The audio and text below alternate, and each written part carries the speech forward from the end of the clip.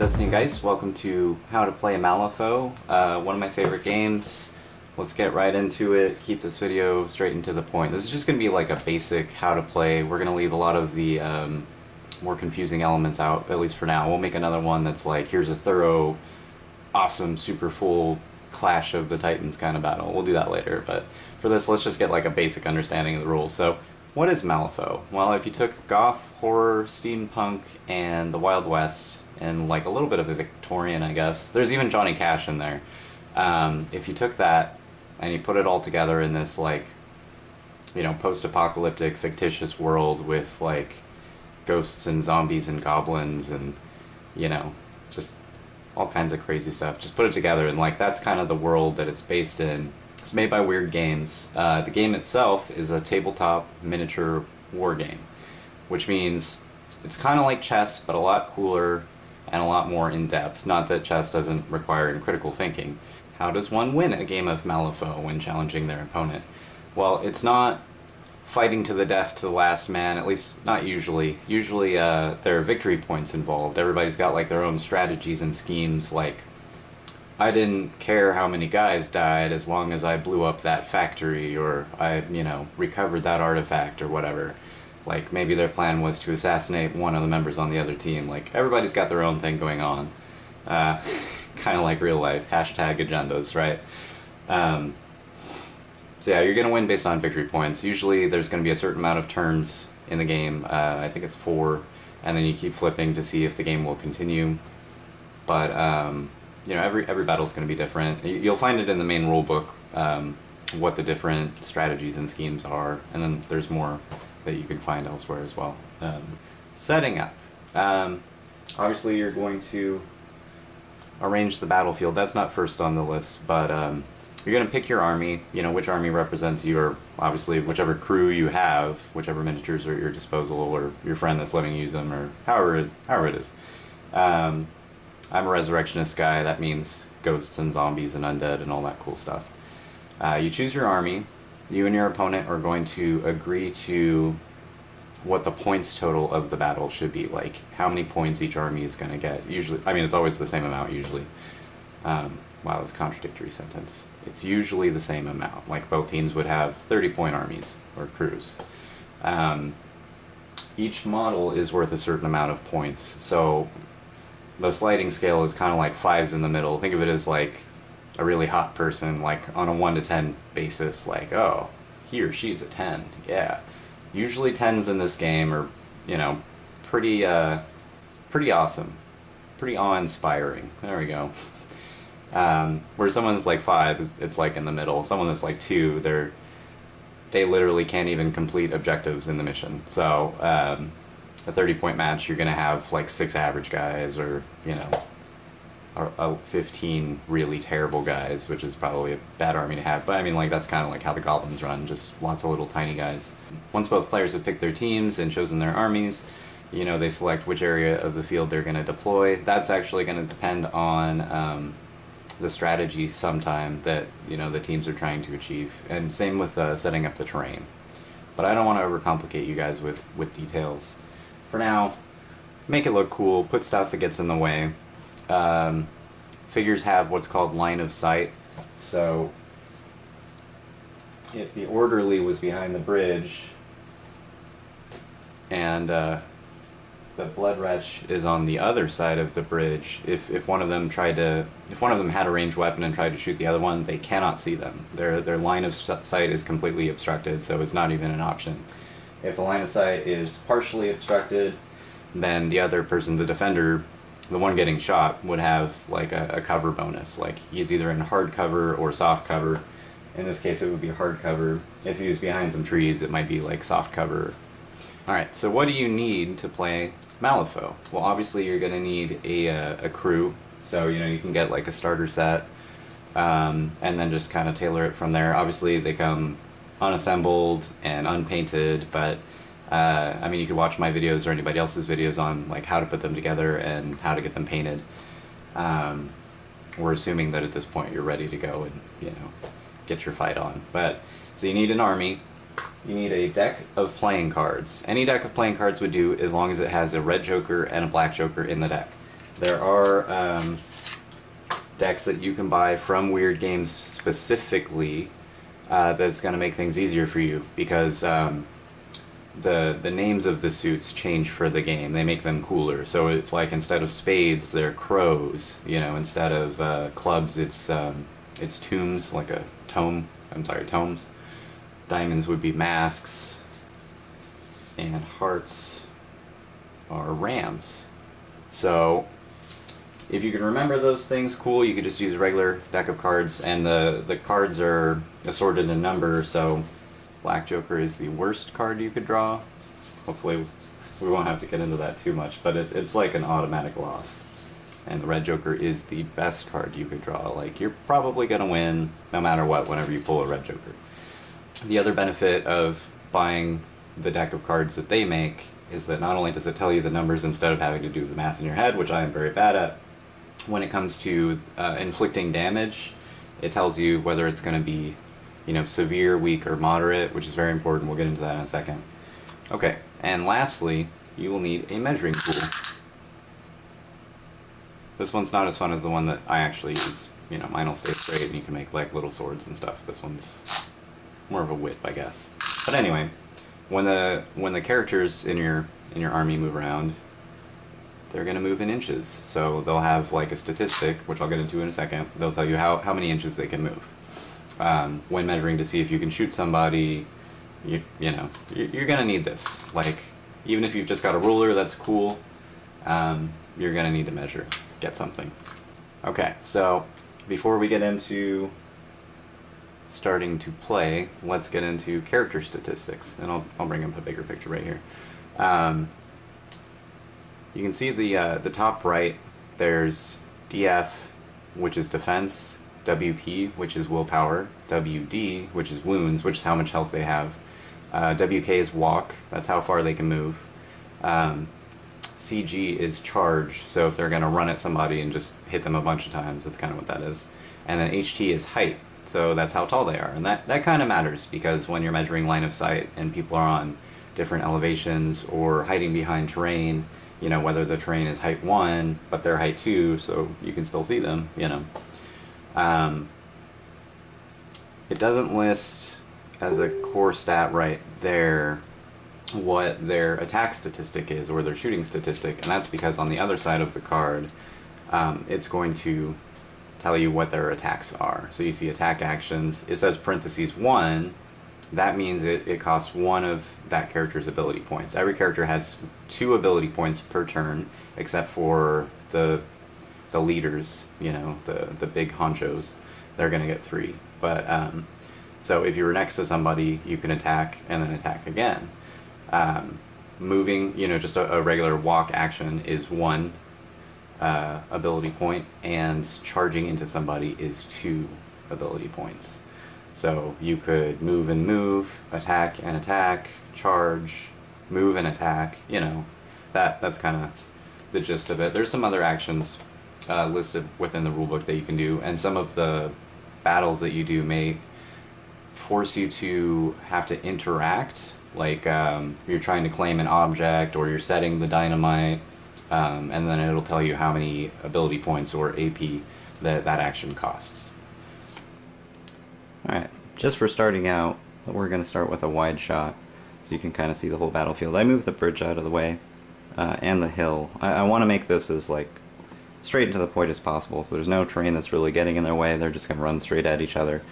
I'm using a dice, or a die, to record the number of turns. We're going to try not make this more than 3 turns, but we should be fine. So the first thing you do is we're each going to draw 6 cards. So the guild, 1, 2, 3, 4, 5, and 6. This is what is known as their hand. I don't know why it's face down. You can see it. I'm sure you won't cheat. Here's what we got. The purpose of having a hand is to cheat, even though I just told you you're not going to cheat. Let's draw for the Neverborn. 1, 2, 3, 4, 5, 6. And we've got 1 pretty good card, and everything else is kind of terrible. You would have wanted to have shuffled them already. I shuffled them off camera. You're just gonna have to take my word for it. This is not rigged. We're going with the flow. Okay, and I've laid out the character cards and their statistics. Whenever I'm going to play a certain character, I will pull up their statistic card. So the first thing we're going to do is flip for what's called initiative, and whoever wins the initiative flip gets to go first. So the guild draws an amazing 3, hands down. They're going to win. The Neverborn drew a 1. Womp womp. At this point, there would be ways to cheat. We're not going to go into them right now, but you have a currency called soul stones that your leaders will bring with them, and also based on not having enough points, not spending all the points that you were supposed to for your army. Since we're not doing that, we have no way of cheating. This means that the guild will get to go first. And what's going to happen is he activates one of his crew members, and then the Neverborn will activate one of their crew members, and back and forth and so on until everyone is activated. So we're going to activate we'll go right to left. You know what, let's switch that though. Or left to right. I never learned how to read. So first up, we're going to make the sneaky orderly go. And remember, he's got 2 action points. I'm going to keep track of his action points by putting markers on him. So 1 action point, he is obviously going to move first. Let's zoom in on the action. Oh man, this is so intense. Dun, dun, dun, dun, dun, dun, dun, dun. I'm going to edit that out so bad. Yeah. Alright, as we can see, the orderly has a walk of 6. So if he's taking an walk action for 1 AP, he can move 6 inches. So we're going to move him towards the Bloodwretches.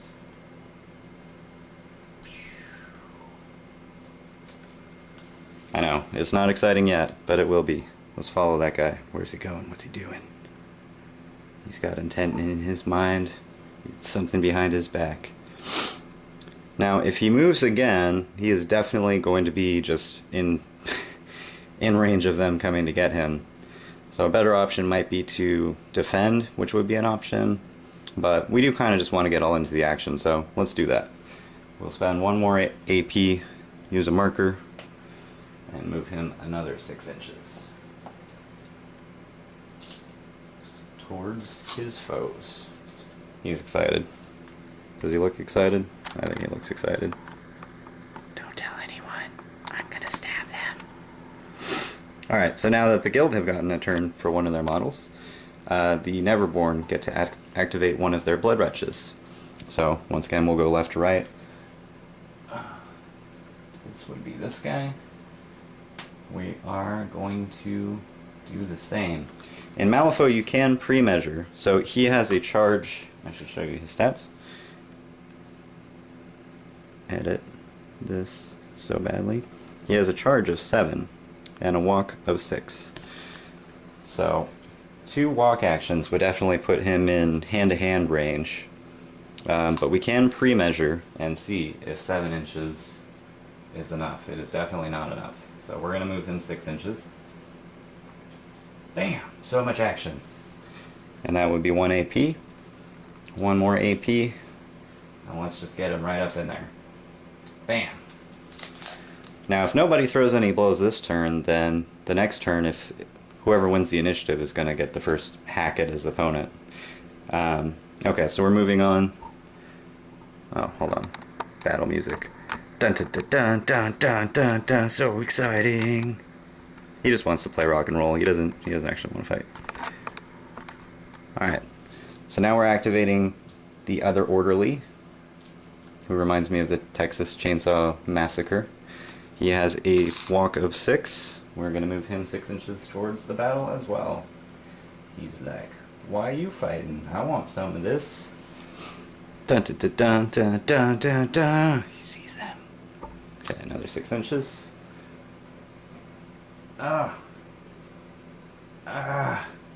He's struggling. He's almost there, but he didn't quite make it. Now we're going to activate the last Bloodwretch. And as we recall, 7 inches is too far away. So we're going to take 2 walk actions. per 6 inches. Bum, bum. Bum, bum, bum. Now should we team up? I think we should team up. So what we're going to do is 2-on-1. If Neverborn get the activation on that, it's going to be trouble for the sneaky orderly.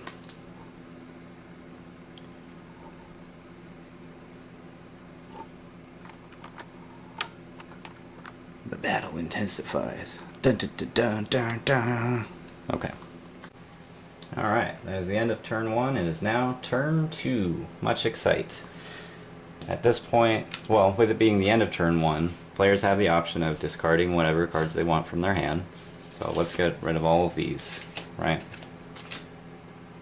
And the Neverborn. Definitely want to hold on to that 13. And we'll hold on to the 8. Now the decks will be reshuffled. I can impress you with my shuffling skills. Probably knock the figures all over the place just with my shuffling. Wow. Decks are reshuffled so that the probabilities are reopened. Okay, let's go ahead and cut the decks. Bam. And bam. Okay. Guild already has 2 cards. 3, 4, 5, and 6. Let's see what we got. Make sure I'm on camera.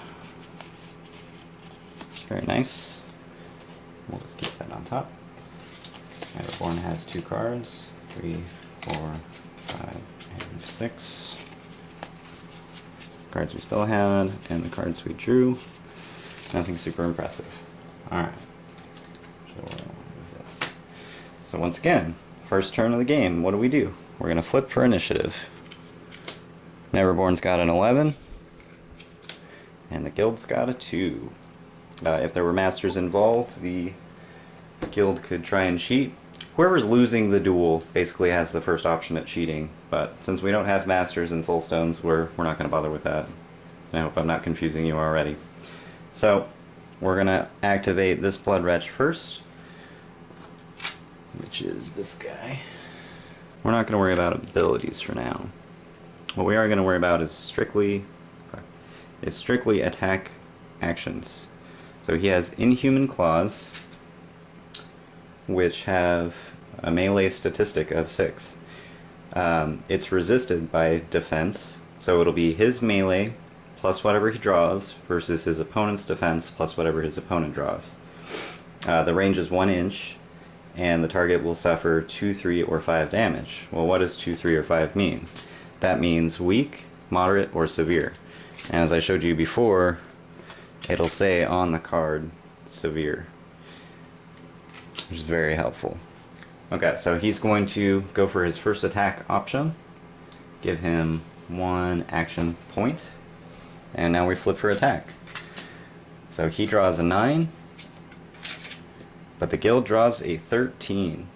So the Bloodwretch has a melee of 6 plus 9, which is 15, versus the Orderly's defense of 5 plus 13, which is 18. So he would lose that duel. He would have, since he's losing the duel, he has the option of cheating. And at this point, we say why not, because we're trying to rush through the game. So he replaces his 9 with a 13. The Guild will look at their hand for something better, but we're pretty sure that we don't have anything better. So that means that he has struck the first blow, and he is going to do damage. Now in the rule book, and if you buy the cards that come with it, there is a quick reference menu, and I will take a picture of this so that it looks a lot better on the screen. But the difference between the attack result and the defense result is going to result in a positive, negative, or no flip side effect, bonus, detriment, whatever you want to say. So the difference was, what was it, 13, 19 against 18. The difference was 1. So you see on a 1 to 5, these empty squares mean negative flips, and the black squares mean positive flips. When you have many positives and negatives all put together, they'll cancel each other out. So like one positive will get rid of one negative, etc., until you're left with the result. Since it was 1 to 5, the damage is going to have a negative modifier. So what that means is we're going to draw 2 cards for the damage, 1 and 2, and whatever the lowest result is what we're going with. Unless we draw a red joker, which always wins. So the red joker, I will show you. I'll take a picture of that as well. This card counts as any suit of your choice. It may be chosen when flipped regardless of any negative modifier. When flipped, your opponent may not cheat fate. Pretty much you can see on the red joker that it says severe plus weak. So that's how much damage it's gonna do, which is kind of insane. So looking at the Bloodwretch's damage again, severe would be 5 and weak would be 2. So that equals 7 damage to Sneaky Orderly Guy. Poor Sneaky Orderly Guy. Well, how many wounds does Sneaky Orderly Guy have? You're gonna be sad. If you remember, it was 6. Sneaky Orderly Guy has been felled. Long live other Orderly Guy Chainsaw Massacre. So, in Malifaux, dead does not mean dead. And I'll go ahead and zoom in for this. Oh yeah. Let's get a close-up of the massacre. We would replace his body with a corpse counter. For this particular game, oh my god. For this particular game, a corpse counter is kind of irrelevant because neither side is going to do anything about it. But for some games, I mean, if you're raising zombies, obviously you need corpses. If you're a spirit army, you're going to need to kill people. So it just helps keep track of things. Sometimes objectives matter. So we have turned him into a skeleton. Any kind of corpse counter would matter, but use whatever. That's what I'm trying to say. If you watch my video, my last Malifaux video, we had just made this corpse counter, and we're pretty happy with it because it's funny. Okay, moving on. So let's go ahead and remove his card from the game because we don't need him anymore. And now it is the guild's turn to seek revenge. Texas Chainsaw Mascara, you are up. And we are going to use both our attack actions against that guy, the closest Bloodwretch. So for 1 AP, let's go ahead and look at his attacks. For 1 AP, medical instruments, melee 5, defense, melee 5 against his resisting defense, just like, the last attack. Range is 1. Target suffers 2/3/5 damage, so almost identical to the Bloodwretch's attack. So we're going to do that twice. So the first one, let's go ahead and flip for it. Oh, and let's remove what's already out so we don't get confused. We should always do that. Bam. Okay. So we drew a 7, and they drew a 12. I can tell you automatically that we are not winning. Well, the guild isn't. The guild has a melee of 5. 5 plus 7 is 12. Bloodwretch has a defense of 6. 6 plus 12 is 18, so we're losing by 6. Do we have anything in our hand that is 6 higher than the number 7? We've got an 8, 3, an 11, a 12, and a 10. So it doesn't look like it. He drew pretty high. So that's one attack action for him, but let's see how the second one goes. Get rid of these. Flip one more time. So 6 plus 5 is 11. 6 plus 3 is 9.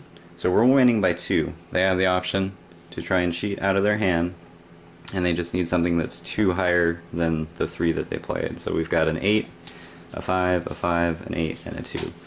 So we will cheat it with an 8, bringing our total to 14 against his 11. So now he has the option to cheat. He's losing by 3. Let's get that revenge, right? So we'll go ahead and play an 11. So he cheated. Everyone cheats. That's the way the world works. So looking at the quick reference chart again, the difference was 2, so there's going to be 1 negative modifier, 1 negative flip on the damage flip. So we flip for damage and we get weak. Of course, the retaliation is Terrabad. Checking on his character sheet again, weak damage is 2 whole damage. And that was his second attack too. So we'll use dice to keep track.